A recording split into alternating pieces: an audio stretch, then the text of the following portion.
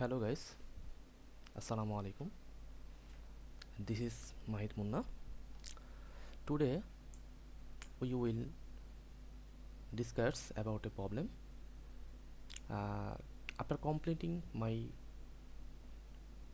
tasks, when I try to shut down my PC, it shows me a normal notification.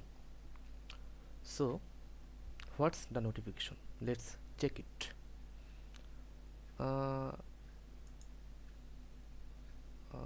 Power and shutdown.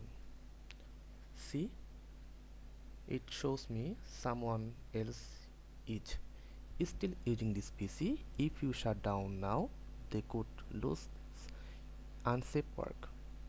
So how to fix it? It's a simple way to fix the problem. We have to go setting, account,